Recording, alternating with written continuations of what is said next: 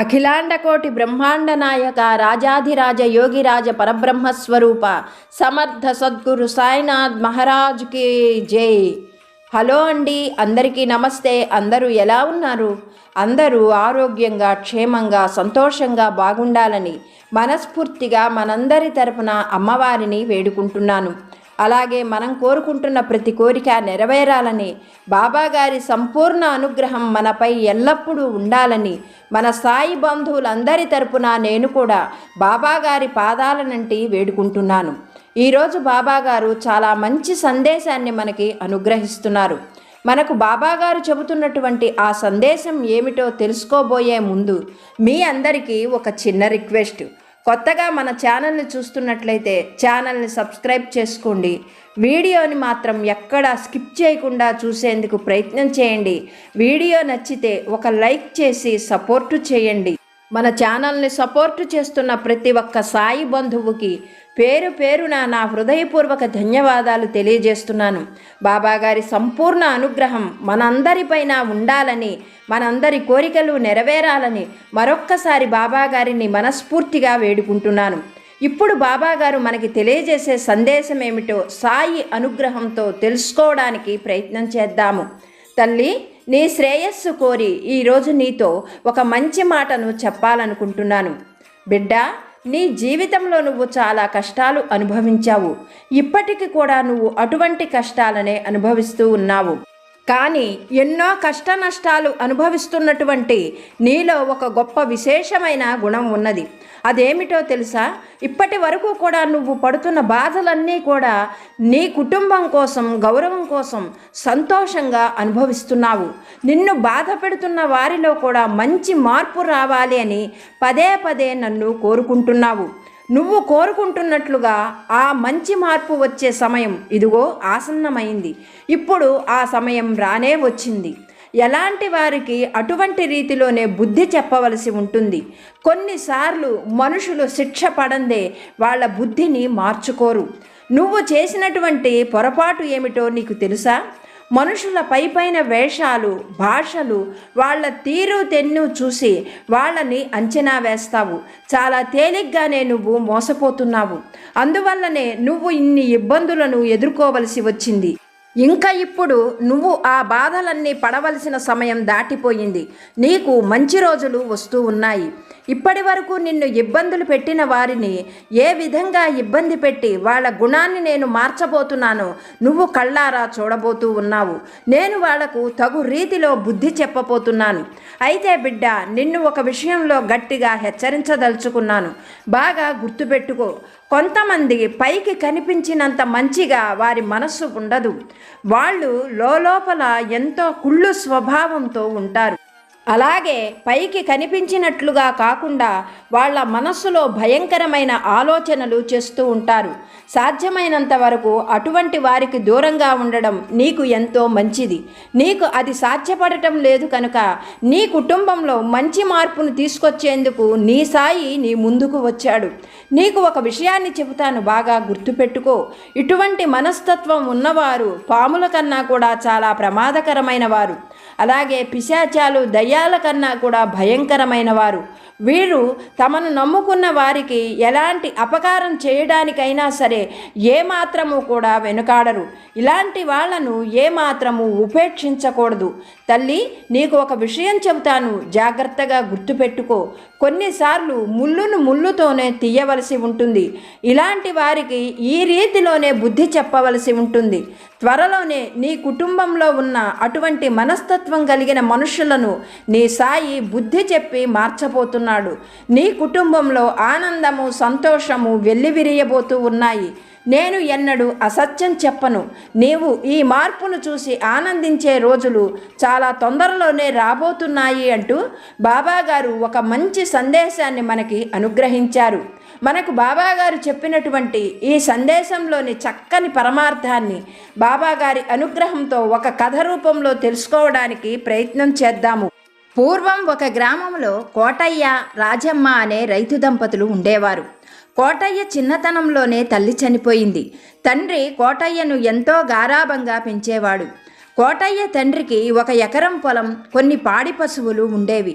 వాటితోనే అతను ఎంతో కష్టపడి 1 ఎకరం పొలాన్ని సంపాదించాడు. అలాగే కొడుకుని అంటే కోటయ్యను ఎంతగానో చదివించి గొప్పవాణ్ణి చెయ్యాలి అని కోటయ్య తండ్రి ఎంతగా ప్రయత్నించినా కోటయ్యకు మాత్రం చదువు అబ్బలేదు. కానీ తండ్రితో పాటు కష్టపడడం కోటయ్యకు కూడా అలవాటైపోయింది. కోటయ్య పెద్దవాడవుతూ ఉండగానే కోటయ్య తండ్రి కూడా అనారోగ్య సమస్యలతో చనిపోయాడు. అప్పటి నుండి కోటయ్య రెక్కల ముక్కలు చేసుకొని తండ్రి ఇచ్చినటువంటి ఎకరం పొలాన్ని, కొన్ని పశువులను కూడా బాగా అభివృద్ధి చేశాడు. తండ్రి ఇచ్చిన ఎకరం పొలాన్ని 3 ఎకరాలు చేశాడు. అలాగే పాడి పశువులు కూడా ఇప్పుడు కోటయ్యకు సమృద్ధిగా ఉన్నాయి. కోటయ్య పెద్దవాడైన తరువాత అతని తీరు తెన్ను మంచితనము తెలిసిన బంధువులు రాజమ్మ అనే ఆమెతో కోటయ్యకు చక్కగా వివాహం జరిపించారు. అలా కోటయ్య ఒక ఇంటివాడైన తరువాత వాళ్ళ ఆనందానికి గుర్తుగా కోటయ్య దంపతులకు సంవత్సరం తిరగకుండానే ఒక పిల్లవాడు కలిగాడు. ఆ పిల్లవాడికి కోటయ్య గోవిందు అని పేరు పెట్టి చాలా అల్లారుముద్దుగా పెంచుకుంటూ ఉన్నాడు. ఆ తరువాత కోటయ్య ఆ పిల్లవాడిని బాగా చదివించాలి అన్న ఉద్దేశంతో గోవిందుణ్ణి అక్కడ దగ్గరలోనే ఉన్న పాఠశాలలో చేర్పించాడు. కానీ గోవిందుడికి కూడా చదువు అబ్బలేదు. తండ్రితో పాటుగా పొలానికి వెళ్ళటం, అలాగే తల్లికి ఇంట్లో పనుల్లో సాయం చేయటం గోవిందుడు ఎప్పుడూ చేస్తూ ఉండేవాడు. ఇలా కోటయ్య రాజమ్మ దంపతులకు సంతోషంగా కాలం గడిచిపోతూ ఉన్నది. గోవిందుడు చేస్తున్నటువంటి పని చూసి కోటయ్య తనను తాను చూసుకుంటున్నట్లుగా ఆనందపడేవాడు. ఇలా వీళ్ళ ఆనందాన్ని రెట్టింపు చేస్తున్నట్లుగా కోటయ్య రాజమ్మ దంపతులకు గోవిందుడు పుట్టిన 10 సంవత్సరాల తర్వాత మళ్ళీ 2 కవల ఆడపిల్లలు కలిగారు. ఆ తర్వాత మరొక మగపిల్లవాడు కూడా కలిగాడు. దాంతో కోటయ్య రాజమ్మ దంపతుల ఆనందానికి హద్దు లేదు. ఆ పిల్లల నలుగురిని చూసుకొని వాళ్ళు ఎంతగానో మురిసిపోయేవారు. పెద్దవాడైన గోవిందుడు తమ్ముణ్ణి, చెల్లెళ్లను చాలా బాగా చూసుకునేవాడు. వాళ్లను పాఠశాలలకు తీసుకెళ్లి దిగబిడిచి రావటం, వాళ్ళకు కావలసిన వస్తువులు కొనివ్వటం, ఇటువంటి పనులన్నీ చేస్తూ ఉండడంతో గోవిందుడంటే కోటయ్యకు రాజమ్మకు ఎంతో ప్రేమ పెరిగింది. ఇలా సంతోషంగా కాలం గడిచిపోతూ ఉన్నది. గోవిందుడు పెద్దవాడయ్యాడు. పెద్దవాడైన గోవిందుడు తన తండ్రితో పాటుగానే ఇప్పుడు పూర్తిగా పొలం పనుల్లోనే ఉంటున్నాడు. ఇంటి దగ్గర తల్లికి సహాయం చేయడానికి తను ఉండలేకపోతున్నాను అని ఎంతగానో బాధపడేవాడు. ఎలాగైనా సరే తల్లికి సహాయం చేయడానికి వీలుగా తను పెళ్లి చేసుకుంటే ఇంటికి వచ్చిన కోడల వల్ల తన తల్లికి చేదోడు వాదోడిగా పనులలో ఉండడమే కాకుండా ఎంతో కొంత సహాయంగా ఉంటుంది కదా. తను ఎవరినైనా అమ్మాయిని పెళ్లి చేసుకోవడం వల్ల పొలం పనులలో తనకు కూడా సహాయంగా ఉంటుంది కదా అని ఆలోచించాడు గోవిందుడు. తన ఆలోచనను కోటయ్య దంపతులకు చెప్పడంతో వాళ్ళు కూడా సంతోషంగా అంగీకరించారు. అలా గోవిందు, కోటయ్య దంపతులు ఎవరైనా సరే ఒక పేదింటి అమ్మాయి, మంచి గుణవంతురాలైన అమ్మాయి కోసం పెళ్లి సంబంధానికై వెతుకులాట ప్రారంభించారు. తమకు తెలిసినటువంటి బంధువులకు, స్నేహితులకు చెప్పారు కోటయ్య దంపతులు. అలా వాళ్ళు వెతుకుతూ ఉండగా వాళ్ళు ఉంటున్నటువంటి గ్రామానికి 50 మైళ్ళ దూరంలో ఉన్న ఒక గ్రామంలో పేదింటి అమ్మాయి అయిన సావిత్రి గురించి తెలిసింది. అప్పుడు కోటయ్య దంపతులు గోవిందుణ్ణి వెంట పెట్టుకొని ఆ గ్రామానికి వెళ్ళారు. ఆ అమ్మాయి అందచందాలు చూసి గోవిందుడు ఆ అమ్మాయిని చేసుకోవడానికి ఎంతగానో ఇష్టపడ్డాడు. అలాగే ఆ అమ్మాయి మాట తీరు, మంచితనం, నడవడిక అవన్నీ గమనించినటువంటి రాజమ్మ కూడా ఆ అమ్మాయిని తన ఇంటి కోడలుగా చేసుకోవడానికి సంతోషంగా అంగీకరించింది. అలా కోటయ్య దంపతులు, గోవిందుడు అందరూ ఒప్పుకోవడంతో ఒక మంచి శుభముహూర్తంలో గోవిందుడికి, సావిత్రికి చక్కగా పెళ్లి జరిగింది. పెద్దలందరి సమక్షంలో ఘనంగా వివాహం జరిపించారు కోటయ్య దంపతులు. అలా వివాహం జరిగిన తర్వాత సావిత్రి కోటయ్య దంపతులు ఉన్నటువంటి గ్రామానికి, వారి ఇంటికి చేరుకున్నది. అలా ఆ ఇంటికి చేరుకున్న తరువాత సావిత్రి కొన్ని రోజుల వరకు బాగానే ఉన్నది. కానీ అక్కడ నుండి సావిత్రిలో మార్పు రావడం ప్రారంభమైంది. అత్తామామలంటే సావిత్రికి ఏమాత్రం సరిపడేది కాదు. రాత్రివేళ భర్తతోటి తనను ఆ గ్రామం నుండి పట్నం తీసుకొని వెళ్ళి కాపురం పెట్టమని చేస్తామని, ఆ ఇంట్లో ఉండలేకపోతున్నానని భర్తతో ఎన్నో రకాలుగా పోరు పెడుతూ ఉండేది. కానీ గోవిందుడు అవి ఏవీ పట్టించుకోకుండా వీలైనంత వరకు తన తల్లికి సహాయంగా ఉండమని మాత్రమే చెప్పేవాడు. ఇలా రోజు కూడా గోవిందుడు, సావిత్రి ఇరువురు కూడా వేరు కాపురం గురించి గొడవ పడుతూనే ఉండేవారు. అవకాశం వచ్చినప్పుడల్లా సావిత్రి అత్తగారిని సాధిస్తూ ఉండేది. కానీ రాజమ్మ మాత్రం కోడలిని ఏమీ అనేది కాదు. ఆ అమ్మాయి కూడా తన కూతురు లాంటిదే కదా అని తనలో తనే సరిపెట్టుకునేది. బయట నలుగురికి తెలిస్తే అత్తా కోడళ్ల గొడవ వల్ల కుటుంబం పరువు పోతుంది కదా అని ఎంతో గుట్టుగా విని విననట్టుగా కోడల మాటలు పట్టించుకునేది కాదు రాజమ్మ. ఇలా కాలం గడిచిపోతూ ఉన్నది. ఒక రోజున కోటయ్య పొలంలోని ధాన్యం బస్తాలను ఇంటికి చేర్చాలన్న ఉద్దేశంతో ఆ ధాన్యం బస్తాలను ఎడ్లబండిపై వేసి ఇంటికి వస్తూ ఉన్నాడు. అలా వస్తూ ఉండగా ఆ రోజు బాగా వాన కురవడంతో ఆ దారంతా కూడా బురదమయంగా తయారైంది. అలా వస్తూ ఉన్నటువంటి ఆ ఎడ్లబండి తిరగబడటంతో కోటయ్య ఆ ఎడ్లబండి కింద పడిపోయాడు. తెలిసిన వాళ్ళ సహాయంతో గోవిందుడు తండ్రిని ఇంటికి చేర్చాడు. ఆ ఊళ్ళో ఉన్నటువంటి ఒక గొప్ప వైద్యుడిని పిలిపించి తండ్రికి వైద్యం చేయించడానికి ప్రయత్నించాడు గోవిందుడు. ఆ వైద్యుడు కోటయ్యను బాగా పరిశీలించి కొన్ని రోజులు ఔషధాలు ఇచ్చిన తరువాత గోవిందుడితోటి, ఇంకా మీ తండ్రి గారు పెద్ద పెద్ద పనులు చేయలేరు, సాధ్యమైనంత వరకు ఆయన విశ్రాంతిగా ఉండడమే మంచిది, లేకపోతే ప్రాణాలకే ప్రమాదం అని గట్టిగా హెచ్చరించి తన దారిన తను వెళ్ళిపోయాడు ఆ వైద్యుడు. అయితే గోవిందుడు మాత్రం తన తండ్రికి ఎలాగైనా సరే మళ్ళీ పూర్వంలా ఆరోగ్యం తిరిగి రావాలి అన్న ఉద్దేశంతో పట్నం తీసుకొని వెళ్ళి అక్కడ ఎంతోమంది వైద్యులకు చూపించాడు. వాళ్ళు కూడా ఊళ్ళో వైద్యుడు చెప్పినట్లుగానే అతను పెద్ద పెద్ద పనులు చేస్తే ప్రాణాలకే ప్రమాదం అని చెప్పడంతో ఇంకా చెయ్యగలిగింది ఏమీ లేక గోవిందుడు తండ్రితో పాటుగా మళ్ళీ తిరిగి తన ఊరికి చేరుకున్నాడు. ఆనాటి నుండి గోవిందుడు ఇంటి బాధ్యతలన్నీ కూడా తనే చూసుకోవలసి వచ్చింది. 50 ఏళ్ళు కూడా నిండని కోటయ్య 25 ఏళ్ళు కూడా నిండని కొడుక్కి పూర్తి బాధ్యతలు అప్పగించి తను ఇంట్లో పనులే చేసుకుంటూ ఇంటి పట్టునే ఉండసాగాడు. గోవిందుడు అవన్నీ కూడా తనకి కష్టంగా భావించేవాడు కాదు. తన చెల్లెళ్ళకి, తమ్ముడికి మంచి జీవితం ఇవ్వాలి అన్న ఉద్దేశంతో పగలు రాత్రి తేడా లేకుండా చాలా గట్టిగానే కష్టపడుతూ ఉండేవాడు. భర్త అలా కష్టపడటం, ఇంటి పట్టున అత్తమామలు కూర్చోవడం చూసిన సావిత్రి ఏమాత్రం ఓర్చుకోలేకపోయింది. ఆనాటి నుండి కోటయ్య దంపతులకు ఇంకా కష్టాలు ఎక్కువైపోయాయి. సావిత్రి సూటైపోటి మాటలతో అత్తమామలను వేధించసాగింది. కొడుక్కి చెబితే కొడుకు కోడలు ఎక్కడ కొట్లాడుకొని తమ వల్ల ఇబ్బందులు పడతారోనని కోటయ్య దంపతులు ఇంట్లో విషయాలు ఏవీ కూడా గోవిందుడికి చెప్పేవాడు కాదు. ఇలా గోవిందుడు కష్టపడుతూనే ఉన్నాడు. కాలం గడిచిపోతూ ఉన్నది. ఒక రోజున పట్నం నుండి గోవిందుడి చిన్ననాటి స్నేహితుడు ఆ గ్రామానికి వచ్చాడు. అతడికి గోవిందుడి గురించి చిన్నతనం నుండి తెలుసు. గోవిందుడు కష్టపడే తత్వం, తెలివితేటల గురించి అతనికి బాగా తెలియడంతో ఒకనాటి సాయంకాలం వేళ సరదాగా గోవిందుడి దగ్గరకు వచ్చాడు. గోవిందుడి తీరు తెన్ను అన్నీ పరిశీలించిన ఆ చిన్ననాటి స్నేహితుడు గోవిందుడితో, గోవిందు, నేను నీ శ్రేయస్సు కోరి ఒక మంచి మాట చెప్పాలనుకుంటున్నాను. నువ్వు ఎంత కష్టపడతావో, ఎన్ని తెలివితేటలు ఉన్నాయో నాకు బాగా తెలుసు. నా మాట విని నాతో పాటుగా పట్నం రా. పట్నంలో నువ్వు చక్కగా వ్యాపారం చెయ్యి. నీకు అనుకూలంగా ఉన్నది అనిపిస్తే మరింత పెట్టుబడులు పెట్టి నీ వ్యాపారాన్ని చక్కగా విస్తరించుకో. నువ్వు వ్యాపారంలో కనుక ధనాన్ని సంపాదించావు అంటే నీ కుటుంబం కష్టాలన్నీ తీరిపోవడం పెద్ద సమస్య ఏమీ కాదు. నా మాట పైన నమ్మకం ఉంచి కొంత ధనంతో నాతో పాటు పట్నం రా. అక్కడ నీకు అన్ని విధాలా నచ్చింది అనుకుంటేనే నీవు డబ్బు సమకూర్చుకొని పట్నంలో వ్యాపారం ప్రారంభించు. నీకు అన్ని రకాలుగా చేదోడు వాదోడుగా ఉంటాను అంటూ ఆ స్నేహితుడు ఎన్నో రకాలుగా గోవిందుడికి నచ్చజెప్పాడు. ఆ మాటలు గోవిందుడికి కూడా బాగా నచ్చాయి. ఎంత కష్టపడ్డా, పొద్దుట నుండి రాత్రి వరకు పొలంలో శ్రమించినా తన కుటుంబానికి 3 పూట్ల భోజనం తప్ప మరేమీ చెయ్యలేకపోతున్నాడు. తన కుటుంబాన్ని ఆదుకోవాలి అని అంటే తన దగ్గర చాలా ధనం కావాలి. అంత ధనం కావాలి అంటే స్నేహితుడు చెప్పినట్లుగా వ్యాపారమే చెయ్యాలి. ఇలా బాగా ఆలోచించిన గోవిందుడు ముందుగా కోటయ్య దంపతులకి చెప్పి వారిని ఒప్పించటం చాలా కష్టమయ్యింది. ఒక్కగానొక్క కొడుకుని పట్నం పంపించడం ఇష్టం లేకపోయినా డబ్బు కోసం కొడుకు అంతగా నచ్చజెపుతుంటే కోటయ్య దంపతులకు ఒప్పుకోక తప్పలేదు. సావిత్రి ఆనందానికైతే అంతు లేకుండా పోయింది. ఆనాటితో అత్తామామల పీడ, మరుదులు, ఆడబిడ్డల గోల తనకు తప్పిపోతుంది కదా, పట్నంలో భర్తతో హాయిగా బ్రతకవచ్చు అని సావిత్రి కూడా ఎంతో సంతోషంగా గోవిందు పట్నం వెళ్ళడానికి అంగీకరించింది.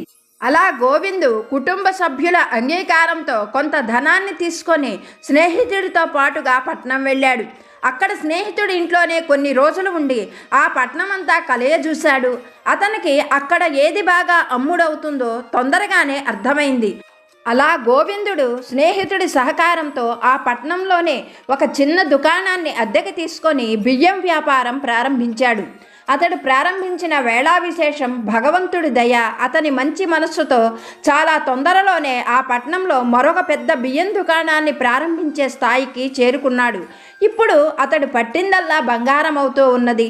చాలా తొందరలోనే తన స్నేహితుడి సూచన ప్రకారంగా పల్లెటూళ్ళలో ఉన్నటువంటి తన తల్లిదండ్రుల్ని, కుటుంబం మొత్తాన్ని కూడా మళ్ళీ ఆ నగరానికి చేర్చాడు.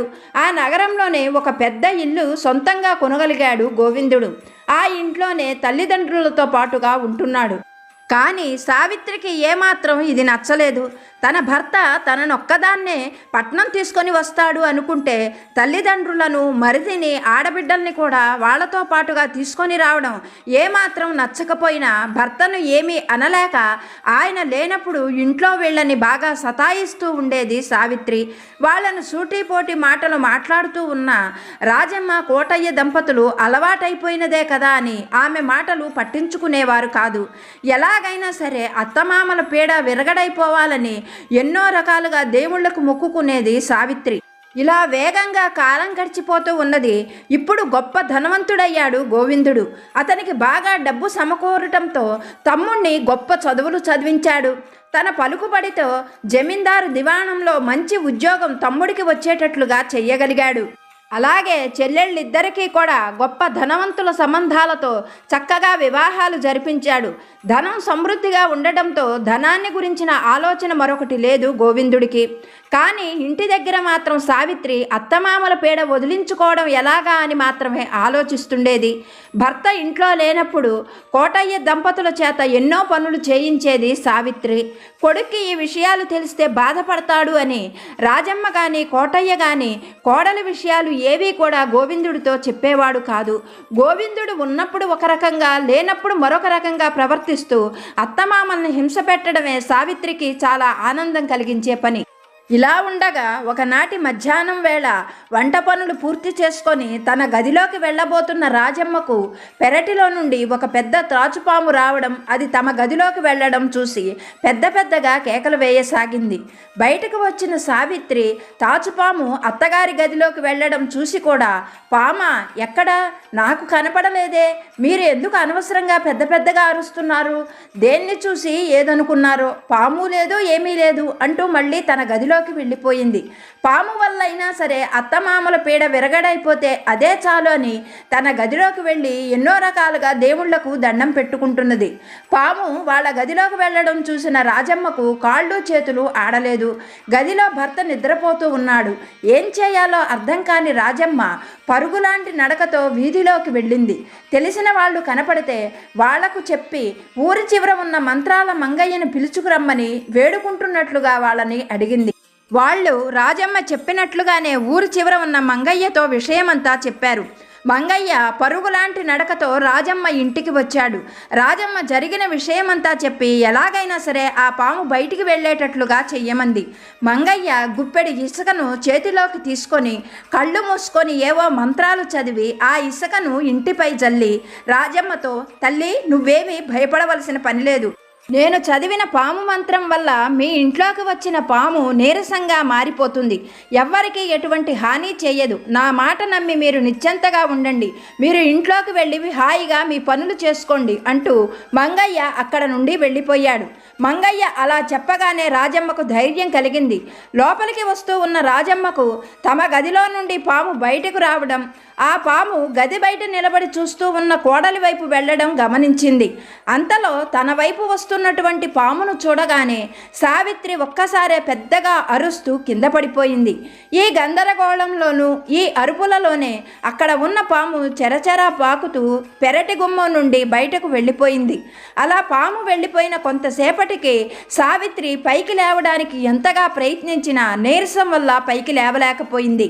రాజమ్మ వైద్యుడిని పిలిపించిన తరువాత వైద్యుడు సావిత్రిని బాగా పరీక్షించి పామును చూసి సావిత్రి భయపడిందని, కొన్ని రోజులు మందులు వాడితే ఆమె నీరసం పూర్తిగా తగ్గిపోతుందని చెప్పి మందులు ఇచ్చి వెళ్ళిపోయాడు. 2 వారాలు గడిచింది కానీ సావిత్రికి నీరసం ఏమాత్రము తగ్గలేదు. కాళ్ళు చేతులు కదిలించడం కూడా సావిత్రికి ఎంతో కష్టంగా అనిపించింది. ఇంటి పని మొత్తము కూడా ఇప్పుడు రాజమ్మ మీదనే పడింది. సావిత్రికి తనకు నీరసంతో అనారోగ్యంగా ఉన్నది అన్న బాధ కన్నా ఇంటి పని మొత్తం అత్తగారి మీద పడి అత్తగారు అవస్థలు పడుతున్నది అన్న సంతోషంతో హాయిగా అలా మంచం మీద పడుకొని విశ్రాంతి తీసుకుంటూ మందులు వాడుకుంటూ తనలో తానే రాక్షసానందం పొందుతున్నది సావిత్రి. అయితే తల్లి ఒక్కతే ఇలా ఇంటి పని అంతా చేస్తూ ఇబ్బందులు పడటం చూసిన గోవిందుడు ఆమె కోసం చుట్టాలను ఇంటికి పిలవడం కానీ ఎవరినైనా పని మనుషుల్ని పెట్టడం కానీ చెయ్యాలి అనుకొని ఆ విషయాన్ని సావిత్రికి చెప్పాడు. అందుకు సావిత్రి ససేమిరా అంగీకరించలేదు. చుట్టాలు ఇంటికి వస్తే ఇల్లంతా గుల్ల చేస్తారని, పని మనుషులు కొద్దిపాటి పనులకు కూడా ఎక్కువ డబ్బులు అడుగుతారని, అట్లాంటి పనులేమీ చెయ్యొద్దు అని చెప్పి మొండితనంగా మంకు పట్టు కూర్చుంది సావిత్రి. ఆమె సంగతి తెలిసిన గోవిందుడు ఏమీ చెయ్యలేక ఆమెతో వాదించలేక వెళ్ళిపోయాడు. ఆ ఇంటి పని మొత్తము చేస్తూ రాజమ్మ చాలా ఇబ్బందులు పడుతూ ఉండేది. ఇరుగు పొరుగు వారికి సావిత్రి గయ్యాళితనం, మంకుతనం బాగా తెలుసు. అలాగే రాజమ్మ అమాయకత్వం, చేతగానితనం గురించి ఇరుగు పొరుగు వారు గుసగుసలాడుకుంటూ ఉండేవారు. ఇలా ఉండగా ఆ నగరానికి 50 ఆమడల దూరంలో చింతతోపులతో ఉన్న ఒక చిట్టడవి ఉండేది. ఆ అడవిలో ఎన్నో రకాలైన పిశాచాలు ఉండేవి. ఆ దారిని వచ్చిపోయే వారికి కానీ ఎవరికీ కూడా ఆ అడవిలోని పిశాచాలు ఎలాంటి హాని కలిగించేవి కాదు. ఆ పిశాచాలలో శంకిణి అనే ఒక పిశాచం ఉండేది. అది వయసు మళ్ళిన పిశాచాలను అల్లరిపెట్టి ఆనందించేది. దాని బాధలు భరించలేనటువంటి వయసు మళ్ళిన పిశాచాలన్నీ పిశాచాల నాయకుడి దగ్గర తమ బాధలను చెప్పుకున్నాయి. ఆ పిశాచాల నాయకుడు శంకిణిని పిలిపించి నగరంలో సావిత్రి ఇంట్లో 3 నెలల పాటు పని మనిషిగా పనిచేస్తే తప్ప తిరిగి తమ గుంపులోకి రావద్దు అని గట్టిగా కట్టడి చేశాడు. గుంపును వదిలి ఉండలేని శంకిణి నాయకుడు చెప్పినట్లుగా చేసేందుకు నగరానికి వచ్చింది. ఒక అందమైన అమ్మాయిగా మారి గోవిందుడి ఇంటికి వెళ్ళి తలుపు తట్టింది. ఆ సమయంలో ఇంట్లో పని చేసుకుంటున్న రాజమ్మ తలుపు శబ్దం వినిపించడంతో బయటకు వచ్చి తలుపు తీసింది. అందమైన అమ్మాయి రూపంలో ఉన్న శంకిణి రాజమ్మకు నమస్కారం చేసి ఏదైనా పనిప్పిస్తే చేస్తాను అన్నది. అప్పుడు రాజమ్మ మాయారూపంలో ఉన్న ఆ అమ్మాయిని తన కోడలి దగ్గరకు తీసుకొని వెళ్ళింది. తన దగ్గరకు వచ్చిన ఆ అమ్మాయిని చూస్తూనే లోపల చాలా కోపం కలిగింది సావిత్రికి. ఎలాగైనా సరే ఆ అమ్మాయిని బెదరగొట్టి పంపించేయాలి అన్న ఉద్దేశంతో మాయారూపంలో ఉన్న శంకిణితో, ఇదిగో అమ్మాయి, నేను చెప్పినట్లుగా పనిచేస్తేనే నేను నిన్ను ఇక్కడ పనిలో ఉండనిస్తాను. నువ్వు తెల్లవారుజామునే మా అందరికన్నా ముందు లేవాలి. ఇల్లంతా కూడా శుభ్రం చేయాలి, పెరడంతా శుభ్రం చేయాలి. వీధి గుమ్మంలోనూ అలాగే పెరటి గుమ్మంలోనూ అందంగా ముగ్గులు వేయాలి. మా బట్టలన్నీ ఉతకాలి. మేము స్నానం చేయడం కోసం బావుల్లో నీళ్లు తోడి తొట్టెలన్నీ నింపాలి. అలాగే వంట అంతా కూడా విసుక్కోకుండా నువ్వే చెయ్యాలి. వంట కట్టెలను కూడా పెరట్లో నుండి నువ్వే తెచ్చుకోవాలి. నీకు మాత్రం 2 పూట్ల భోజనం పెడతాము. నెలకు 1 వరహా ఇస్తాము. నువ్వు వీధి గుమ్మంలోనే పడుకోవలసి ఉంటుంది అని చెప్పింది సావిత్రి. సావిత్రి చెప్పిన వాటన్నిటికీ మనిషి రూపంలో ఉన్న శంకిని సరేనని తల ఊపింది. శంకిని అలా ఒప్పుకుంటుంది అని ఏమాత్రం ఊహించని సావిత్రి శంకినితో మధ్యలో పని మానేసి వెళ్ళకూడదు, నువ్వు అలా వెళ్ళేటట్లయితే అప్పటి వరకు నువ్వు పనిచేసిన డబ్బులు ఇవ్వము అంటూ ఖరాఖండిగా చెప్పింది. సావిత్రి ఆలోచనను బాగా గ్రహించిన శంకిని, మీరు కూడా మధ్యలో నన్ను పని మానేయమని చెప్పకూడదు, 3 నెలల వరకు నేను ఈ ఇల్లు వదిలిపెట్టి మీరు వెళ్ళమన్నా కూడా వెళ్ళను అని చెప్పి ఆ క్షణం నుండే ఆ ఇంట్లో పనిలోకి చేరిపోయింది శంకిని. ఆ రోజు నుండి రాజమ్మతో ఎంతో తెలిసిన మనిషిలా కలివిడిగా తిరుగుతూ అందరూ ఎవరు ఏ పని చెప్పినా కాదనకుండా చేసి పెడుతున్నది శంకిని. ముఖ్యంగా శంకిని వచ్చిన దగ్గర నుండి రాజమ్మకు అటు పుల్ల ఇటు పెట్టవలసిన అవసరం లేకపోయింది. చక్కగా రాజమ్మ కొడుకు పిల్లలతోనూ కూతుళ్ళ పిల్లలతోనూ ఇరుగు పొరుగు వారి పిల్లలతోనూ చాలా సంతోషంగా ఆనందంగా గడుపుతున్నది. శంకిని వాళ్ళు అడిగినట్లుగా కోరినన్ని పిండి వంటలు చేసి పెడుతున్నది. ఆ పిల్లలందరూ శంకినికి కూడా బాగా అలవాటైపోయారు. శంకిని తను పిశాచము అన్న విషయాన్ని కూడా వదిలిపెట్టి వాళ్ళందరితో చక్కగా కలిసిపోతూ ఎవ్వరు ఏది అడిగినా కాదనకుండా చేసేది. అంతేకాకుండా ఎంత కష్టమైన పనులు చెప్పినా కూడా తనకు పిశాచం కాబట్టి అతీతమైన శక్తులు ఉండడం చేత కొద్ది క్షణాల్లోనే ఆ పనులన్నీ చకచక చేసేస్తూ ఉండేది. ఇంట్లో అందరికీ కూడా శంకిని బాగా నచ్చింది. ఇరుగు పొరుగు వారు కూడా శంకినితో బాగా కలిసిపోయి ఉన్నారు. వాళ్ళందరూ అలా ఆనందంగా ఉండడం, ముఖ్యంగా అత్తగారు అలా పిల్లలతో సంతోషంగా ఉండడం సావిత్రికి ఏమాత్రము నచ్చలేదు. ఏదో ఒక కారణం చెప్పి శంకినిని బయటికి పంపించి వెయ్యాలి, అత్తగారి చేత ఇంటి పనులన్నీ చేయించాలి, ఎలా చెయ్యాలా అని ఆలోచిస్తూ ఉన్నది సావిత్రి. ఇలా ఉండగా ఒక రోజున శంకినికి పొద్దుటి నుండి మధ్యాహ్నం వరకు సావిత్రి ఏవో ఒక పనులు చెబుతూనే ఉన్నది. మధ్యాహ్నం వేళకు ఇంటి చుట్టుపక్కల ఉన్న పిల్లలందరూ కూడా రాజమ్మ దగ్గరకు చేరి రకరకాలుగా పెద్ద పెద్దగా అరుస్తూ ఆమె చేత కథలు చెప్పించుకుంటూ ఉన్నారు. ఆ అరుపులు గోలలు తట్టుకోలేకపోయింది సావిత్రి. అంతేకాకుండా శంకిని వారికి రకరకాలైన పిండి వంటలు వండి పెట్టడం, వాళ్లతో కలిసి శంకిని కూడా అల్లరి చేయడం మరింత కోపాన్ని తెప్పించింది సావిత్రికి. ఒక్క కేక పెట్టింది సావిత్రి. మరుక్షణంలోనే శంకిని సావిత్రి దగ్గరకు వెళ్ళి నుంచుంది.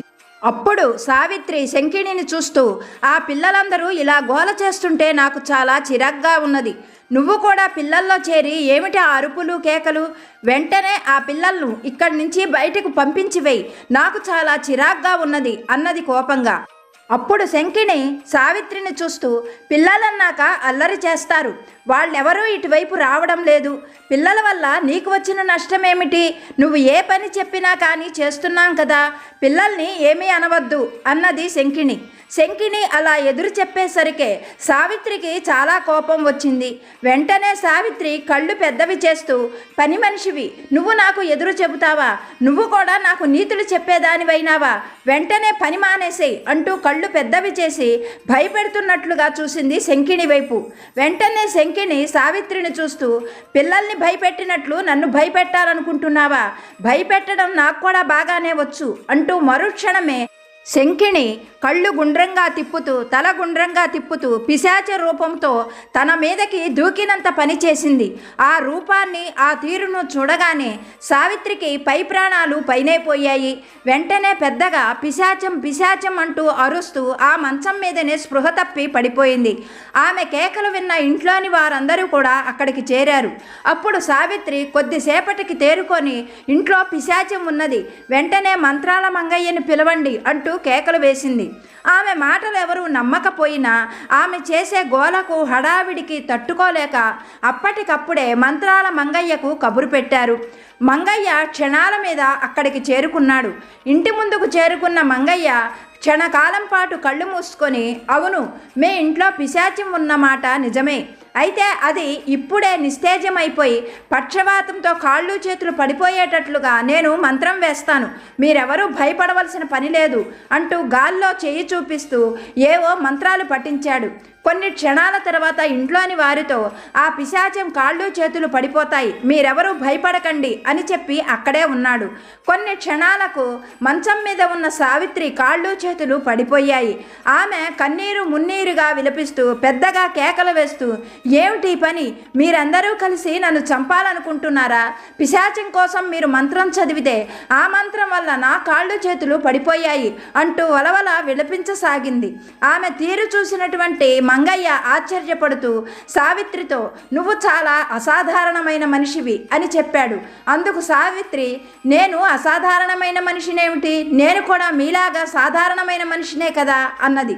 అందుకు మంగయ్య తడుముకోకుండా సావిత్రితో, నువ్వు అసాధారణమైన మనిషివి కనుకనే నేను పాము కోసం వేసిన మంత్రం నీ మీద పనిచేసింది, అలాగే నట్టింట్లో ఉన్న పిశాచం కోసం వేసిన మంత్రం కూడా నీ మీదనే పనిచేసింది అని చెప్పాడు.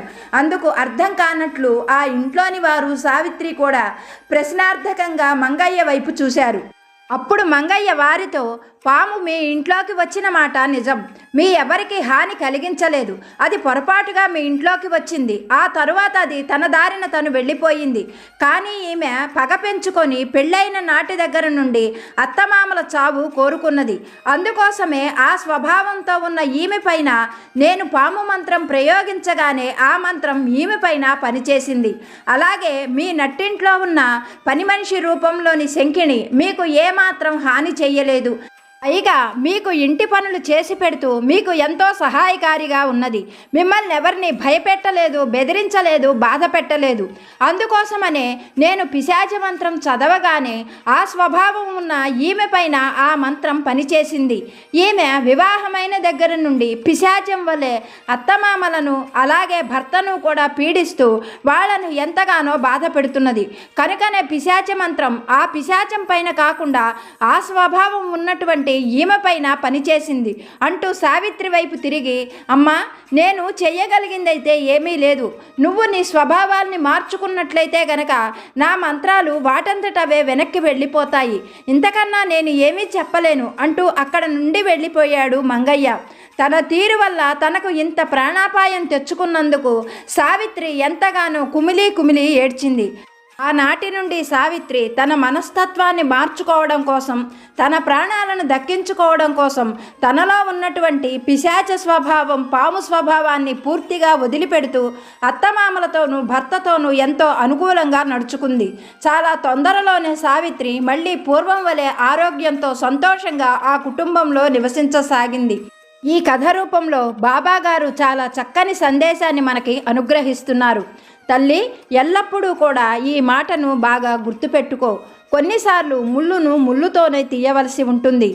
ఎందుకనగా కష్టము నష్టము కలగందే కొంతమంది మనుషులు వాళ్ళ స్వభావాలను ఏమాత్రము మార్చుకోరు.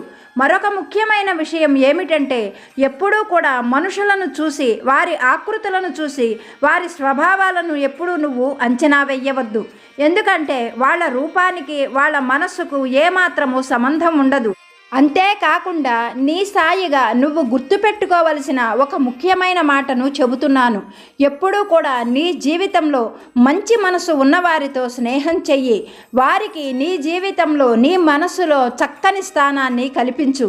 ఎందుకంటే అలా నువ్వు చేసినప్పుడే నీ జీవితకాలం నువ్వు కష్టాలలోనూ నష్టాలలోనూ బాధలలో కూడా సంతోషంగా ఉండగలవు. నీ సాయి నీకు ఎప్పుడూ తోడుగా ఉంటాడు అన్న ఈ సత్యాన్ని మర్చిపోవద్దు. నీకు అంతా మంచే జరుగుతుంది అంటూ బాబాగారు ఈరోజు ఒక గొప్ప సందేశాన్ని కథ రూపంలో మనకి అనుగ్రహించారు. ఇప్పటి వరకు వీడియో చూసిన మీ అందరికీ పేరు పేరున నా హృదయపూర్వక ధన్యవాదాలు. మరొక మంచి వీడియోతో బాబాగారి ఆశీస్సులతో మళ్ళీ కలుసుకుందాం.